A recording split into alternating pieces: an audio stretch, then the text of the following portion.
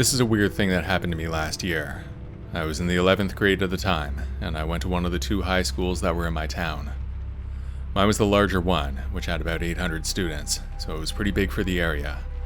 My parents and I live on the outskirts of our town, so I always had to get a ride in. Even on my bike, it would take over an hour. Our house backed onto a small park that had a play area for kids and a basketball court. There was a woods nearby too, but that was past the park. My group of friends at school consisted of 5 other girls for the inner circle. My best friend Kay was one of them, and we have been friends for almost as long as I can remember, literally since the first week of kindergarten. Some of the others were newer in my life. One of them was Gabby. She and a few others had gone to a different school before and came to ours, so we had only been hanging out for about a year at the time. Around this time, there was some tension in the group, and after a pretty big fight between me and Gabby, the group sort of split. We didn't physically fight or anything, but it was seeming like the friendship was over. There were definitely hard feelings, and it wasn't long before I heard about some of the others talking behind my back. There were a few untrue rumors floating around, and I was pretty sure it was coming from them. Kay and I tried to ignore it and move on with our lives, so that's what we did. We never got into any of that immature stuff with the others, and I think that really drove them crazy. Some other people were telling me all the horrible made-up lies that Gabby and others were telling about me, but I held myself back from doing anything. I still had my best friend, so I was fine. I think that without Kay, the whole thing would have been more than I could handle. Kay lived closer to the school than me, and I would go over to her place sometimes after school, and she would usually come to my house on weekends and sometimes stay over. One night, about 2 months after the initial fight with the others, Kay and I were planning to stay the night at my place. It was late in the school year, so it was warm enough to be outside until late. We were sitting on the back patio talking when my phone began to ring. I looked at it, and it was an unknown number. I looked at Kay and asked if I should answer it. She said yes, so I did. I said hello tentatively. The voice on the other end sounded distorted, low and somewhat robotic. I wasn't sure if it was some kind of vocal effect, or if it was a fake robot voice. It said some creepy stuff to me though. "I'm watching you," and it called me some names too. I laughed it off and then told Kay what happened. She immediately suggested that it was Gabby and the other girls trying to get a reaction out of me. As soon as that was brought up, I agreed with my friend. It seemed just like something those girls would do. Even when we were friends, they would do shady things to other people. Gabby in particular could be pretty petty, even vengeful. Kay and I knew that the only way to handle it was to ignore her. That was the only thing that would really make her mad, because what she really wanted was a reaction and attention. Because of that, I put the phone down and we continued talking. My phone went off 2 more times that night, but I ignored it both times. Eventually we went in, and I turned off my phone for the night, as was my dad's rule. In the morning, I turned my phone on again, and there were some missed calls. I laughed to myself knowing that I was living rent-free in Gabby's head. All that time, she was raging into her phone while I was sleeping. At school on Monday, I saw her around, but she didn't come up to me. We both ignored each other for that whole week. I was a little surprised, because I thought we would get into it. That didn't happen though, and I never brought up the calls from the weekend. The calls continued though. 1 or 2 came in every night at around 10. I would ignore it most of the time, but sometimes I would answer it just for the laughs. The voice would insult me and claim to be watching me. It even said what I was wearing to school that day. Of course, none of that scared me, because I thought it was just Gabby or one of the other girls. After that week of school was over, Kay came over again on Saturday. We were hanging out in the backyard again. This time we had a fire going in the raised pit back there. My dad was around, but not sitting with us. As the hours went by, my dad went in, and I think he went to bed because it was past 11. My phone then started going off, as it often did. I pulled it out and asked Kay if she wanted me to answer. She thought it would be funny, so we answered the phone, and I put it on speaker. The same low, creepy voice came out, but this time it said that it was watching us at that moment. I quipped back, "Sure, nice try," or something. Then the voice replied and described what I was wearing right then. I had a blue jacket and a black sweatshirt with a yellow hat, clothes that I had not worn to school recently. It would have been impossible to guess if they weren't actually watching. I didn't actually think those girls were capable of hurting me, but I was creeped out enough to want to go in. Kay agreed, so we put out the fire and went into the house. About 2 weeks later, me and Kay kind of made up with the other girls. We had lunch together a few times at school, and then we all went to a movie together on Friday night. Afterwards, we were hanging out in the mall parking lot across the street from the school. Just for fun, I brought up the phone calls. To my surprise, Gabby and the others vehemently denied it. I thought they were lying at first, but they seemed genuinely confused. That really shook me up, because I thought there was some creeper that was stalking me. I still don't know for sure if it was actually them, but if it was, then they were really good liars. After that, I told my parents what was happening with the prank calls. They freaked out a bit, and even called the cops. They tried to track the number, but couldn't. I think if it was my friends, then I doubt they were smart enough to really conceal their number. My parents did update my privacy settings, so after that, only my contacts could call me. I never heard from that creepy number again, but I still wonder if there was actually somebody watching us at night in the backyard.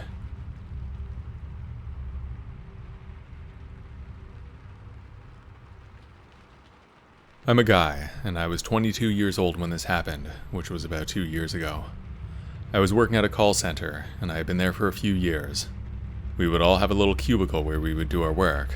It was pretty boring most of the time, so it was important to sit near somebody that you kind of got along with. We would usually have some time between calls to crack a few jokes. That really made the shifts bearable. The way it worked was that you would sign in, and then you could choose your own spot, but it could be anywhere. We didn't have our own desks or anything. One day I sat beside a new guy. His name was Eric. He seemed normal enough at first. We talked a bit and hit it off. By the end of our shift, it was like we were old friends. The time flew by because of that. We finished at the same time and headed out of the building together. He was taking the bus, but I was going to walk home, so we parted ways. But before that, Eric asked for my number. He said it would be good to have somebody to reach out to at the office while he was still getting his bearings. I didn't think much of it, and I gave it to him. That evening, he sent me a text so I would have his number as well. I replied with something simple and left it at that. However, over the next few weeks, he kept messaging and calling. I was happy to have made a new friend, but I can be kind of awkward talking on the phone, so it's not my favorite thing to do. Still, I was trying not to be rude, so I would usually answer. We sat together at work another few times, and we're still getting along well. Despite the constant calls, I felt that we were going to be friends. If I had to compare to anyone, it would be Dale from King of the Hill. He seemed kind of wacky, and that he always had some kind of weird opinion on everything. It was all in good fun, though. There was never a dull moment with Eric. One weekend, Eric invited me over to one of his friends' places. He said it was just a group of like-minded friends, discussing ideas on how to live a better life. A strange explanation, I thought, but he was a weird guy, so it wasn't that out of place. I was curious, and thought maybe it would help me to understand his angle, so I agreed to go. He gave me the address, which was a house out in the suburbs. I was living in a townhouse downtown with roommates back then, so it was kind of far. I called an Uber and went to the address. The house was newer looking, and it was gray brick, just a normal cookie-cutter looking place in a newer subdivision. The neighboring houses all looked identical. As I got out of the car, I could see that there was a light on in the front window. I was nervous about going into some random house, so I texted Eric that I was there. Within 20 seconds, the front door opened and Eric stepped out. I walked up and joined him. At dinner, I met roughly a dozen people who all seemed to know Eric very well. They were friendly, and the conversation was initially about general self-improvement topics. However, as the night went on, the talk shifted towards the group's specific beliefs and practices. It was all a bit much for me. I was getting some pretty culty vibes at around that time, and I thought that was exactly what was going on. Even though I thought I was getting recruited for a cult, I wasn't feeling unsafe in any way, so I didn't leave. Later on, I was talking to one of Eric's friends, and he was using a lot of buzzwords. Life-enhancing and transformative were among them. I listened more than I spoke, growing more skeptical by the minute. At first it was a pretty good time, but then I started to feel like everyone was taking the whole thing pretty seriously. Nobody said anything threatening, but I did feel that things would turn ugly if I disagreed in any way, so I just sat there nodding, too scared to say a word. After a while, I called an Uber and headed home. In the car, I texted another one of my friends to tell him what just happened. At that moment, I thought it was funny and an interesting experience to be recruited into a cult. They seemed weird but harmless, so it was fine. When I got home, I had a few texts from Eric. The first was just thanking me for coming, but the next seemed like he was trying pretty hard to get me into the group, so I ignored it and went to bed. A few days later at work, I was at one of the cubicles on the far end of the room. There was only one spot next to me because I was on the end next to the window. An older lady was sitting there, so Eric couldn't sit next to me. The shift dragged on, but when it was over, I left the building. That was when Eric approached me. I tried to talk to him like nothing happened, but he immediately laid into me for ignoring him. I apologized, but said that I wasn't into the whole thing, and I was trying to be polite. I was clearly nervous, though, because he was getting angry. As we continued to talk, he was getting more upset, and at one point, he even started to cry. That was when I realized that I was dealing with an unstable person. After 5 or 10 extremely long minutes, I told him that I was going home. I turned around and began to walk away, resisting the strong urge I had to look back. My house was about a half-hour walk away, all through the city. The whole way was well-lit, busy sidewalks, so it was a safe walk, especially in the early evening. Once I was 5 minutes away from Eric, I looked back. There were other people on the sidewalk, so I wasn't sure, but I didn't think he was following me. I continued to my home, and when I got there, I told one of my roommates what happened. When I was about to go to bed that night, I checked my phone, and surprisingly, there were no calls or texts from Eric. Not yet, anyway. Once I was in bed at around midnight, my phone began going off. I looked at the caller ID, and it was in fact Eric. This time I decided to answer it. In my mind back then, I was thinking that I could smooth things over. Since my ignoring him was the reason that he got angry to begin with, it seemed like the best move. When I did answer it though, nobody talked. I kept listening for a while, expecting him to talk, but the phone just hung up. Then not more than a minute later, there was a knock on our front door. I was sure it was him, but I still couldn't help but look to make sure. When I found a window that showed the front porch, it was confirmed. Eric was standing there in front of our house. Just to be clear, I never gave him my address, so I didn't know how he found me. There were only two possibilities. Either he cyber-stalked me somehow, or he was following me home. In the latter case, that means that he was just waiting around there for hours. Really creepy. Of course, I didn't answer the door, but I sent him a text saying that I would call the cops if he didn't leave. I still don't know how long he was out there, but when I checked about half an hour later, he was gone. That was pretty much the end of it. Maybe my life was never in real danger, but some creepy cult guy stalked me one night. I still saw him around at work now and then, but we both avoided each other from then on. It was a wild experience, and more than a little bit creepy.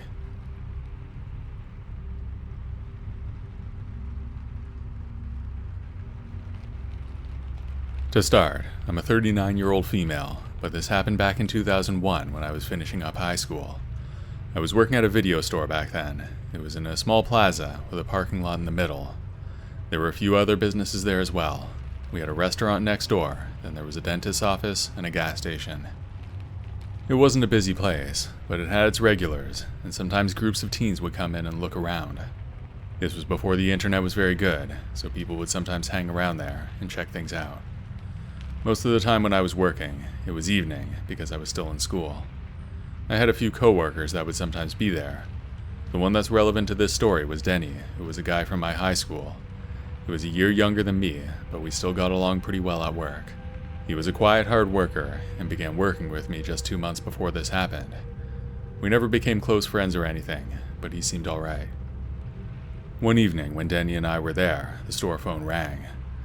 I answered it, expecting someone with a question about our hours, or maybe if we had a particular film in stock. Those kinds of mundane questions were common. Instead, a man's voice crackled through the line. It was low and a little creepy. He said, "I like what you're wearing today. Blue really brings out your eyes." I was shocked right away. However, it was a Blockbuster video store. For those who remember, the uniforms were blue, so anybody would have known that I was wearing blue. I was still creeped out that somebody would try that, but I thought it was just a prank call, so I hung up and forgot about it. As I was standing behind the counter pretending to be busy, the phone rang again. This was about 20 minutes later. It was that same creepy voice again, but this time he commented on something more specific. I had glasses with bright pink frames back then, and he mentioned that, so I knew it was somebody who had actually seen me in real life. I looked around instinctively, but the store was mostly empty except for me and my coworker, who was restocking shelves. I hung up the phone quickly, feeling the hairs on the back of my neck stand up. I told Denny about the call, but he looked as unsure as I felt. Neither of us knew what to do, so we decided to ignore it and focus on closing up. But I couldn't shake that creepy feeling that settled over me. It was a public store, so not nearly as creepy if somebody was peeking into my house or anything. The rest of the evening dragged on slowly. Every time the door chimed, I was thinking that it might be the man from the phone. Denny and I spoke little throughout the night. I was covering the cash, and he was restocking the shelves and cleaning. About an hour before close, a man came into the store. He was huge, at least 6'4" and overweight. He wore an oversized gray t-shirt and jean shorts, and he was bald. He looked to be at least 50 years old with a short gray beard, and one of his eyes looked strange, like he was squinting, but just with one eye. When he passed me at the counter, he looked over at me. The man gave me a sly smile and then went to the back of the store. As closing time approached, Denny and I checked the store, and it was empty by then. As soon as the clock struck 11, we locked the doors and finished up with a few things. I was still feeling weird about the prank call from earlier, so I told Denny that I didn't want to walk home alone. Normally, I enjoyed the short walk, which was only 10 minutes to my house. He understood immediately and suggested that we call a cab, which we did from the store's phone. We waited for the cab in front of the store, under the dim glow of the plaza lights. The night was quiet, and there were only a few cars remaining in the parking lot. I tried to force some conversation with my coworker, but neither of us were feeling particularly social. It was a bit awkward, but I appreciated him for staying with me. His place was even closer than mine, and I'm sure he would have preferred to take off. While we were waiting for the cab, a figure approached us from the direction of one of the other stores. It was an older man in a worn-out jacket. He was huge, and I was sure he was the guy who had come into the store earlier. He had a jittery demeanor, and he seemed to be talking to himself as he walked closer. As he neared us, he stopped and tried to start a conversation. His voice was gravelly, and something about it struck a nerve in me. It sounded eerily similar to the man who had called the store. Nice night, isn't it? He said, glancing between Denny and me. We exchanged a quick look, and I felt my stomach tighten. We didn't respond, hoping he would move on, but he lingered for a while. Like I said, this guy was basically a giant. I felt vulnerable, and I'm sure that was the same for Denny. If he tried anything, then even together, we would be helpless. I took some comfort, though, in the fact that there were other people around. Not many, but if I screamed, then somebody would probably hear. He took a step closer to me, but I turned away, and I pulled my hoodie tighter around myself to avoid eye contact. Then I heard the man chuckle softly, and he came closer to me. I wasn't looking at him at this point, but I could see his shadow on the ground, and it was definitely moving in on me. I took a few big steps away from him, and I thought he was going to grab me, but I guess I put enough distance between us. Don't be like that, He said. I didn't answer, just hoping he would take the hint, but he came closer to me again. That was when Denny stepped in. He forced himself in between us, and then told the guy to F off. The man didn't take that well, and he grabbed Denny by the collar of his jacket, almost lifting him up off his feet. He started screaming, and I couldn't tell if anybody heard. It was then that our cab finally turned into the plaza. I had never been so relieved to see a taxi. As soon as its headlights landed on us, the man put Denny down and walked away quickly. Denny and I hurried into the cab, both of us shaking.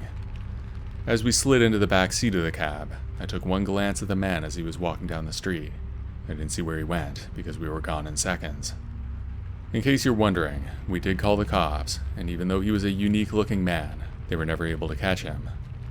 Our community was relatively small and tight-knit, so if he lived around there, then I would have recognized him for sure. Seems that he was just some creep who came in to mess with me and my coworker. He must have been hanging around there all night, just to freak us out.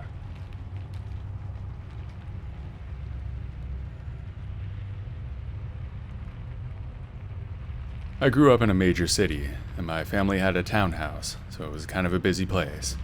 It was the late 90s when this happened, so before cell phones.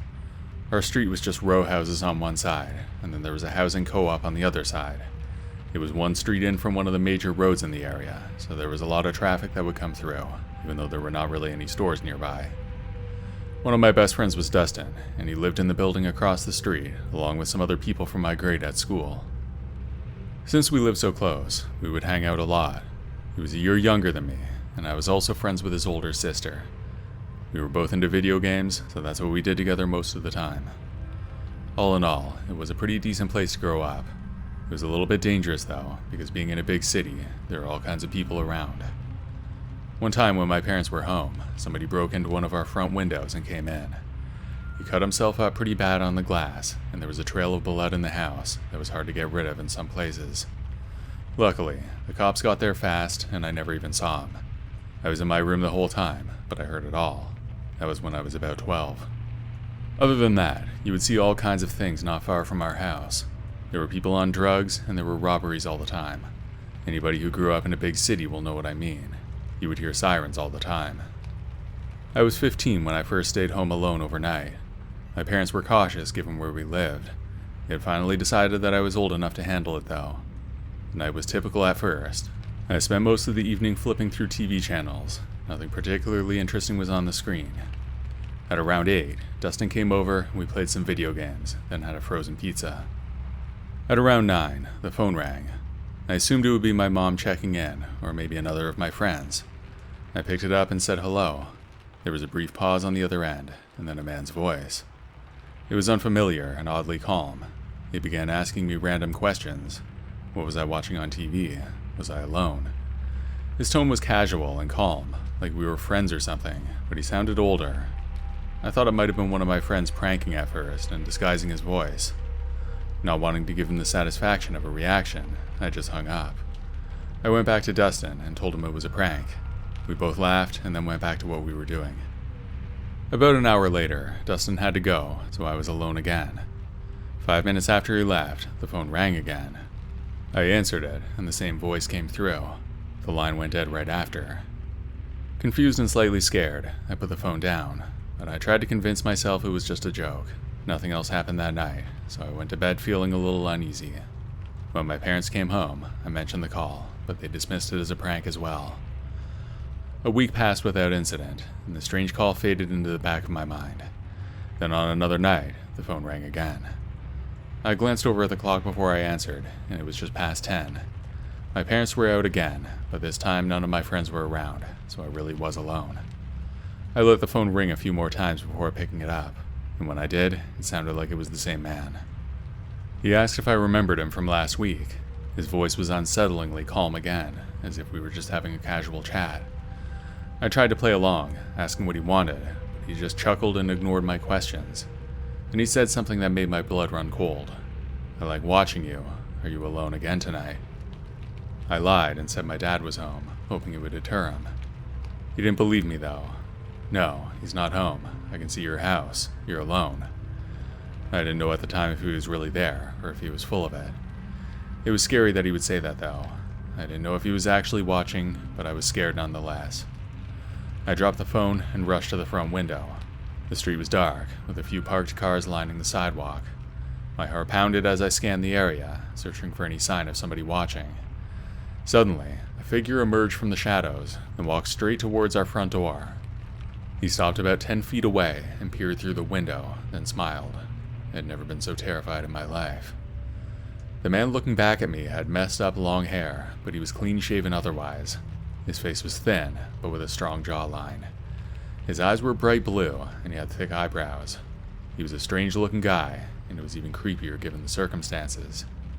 There were homeless guys around there, but I don't think he was one of them. They mostly kept to themselves anyway. Frozen in place, I stared back at the man who was grinning at me through the window. I went to the phone and dialed 911. My voice shook as I whispered to the dispatcher, explaining there was a man outside my house who claimed to have been watching me. While I spoke to the operator, the man's smile faded and he looked around, perhaps realizing that I was calling for help. He stepped back into the shadow of a nearby tree. My hands trembled as I described him as best I could. The dispatcher told me that officers were on their way. I moved away from the window, not wanting to see where I was in the house. I found myself clutching the cordless phone tightly, listening to the operator's voice until the sound of sirens approached. The police arrived seconds later, but by then, the man was gone. They searched the street nearby, but found nothing. Not surprisingly, since it would have been really easy for anybody to blend in around there. Even if caught, he could have simply lied and said that he was just passing by. The officers suggested that it might have been somebody I knew, trying to scare me, but I was sure I didn't recognize him. After I told my parents, they decided not to leave me home alone at night anymore. Of course, it wasn't long before I'd be moving out, so I had to fend for myself at some point. Maybe it was just some creep messing around. It's not that hard to find a phone number and an address. It's pretty much public information anyway. I still don't know what that guy would have done, but he was a creep, for sure.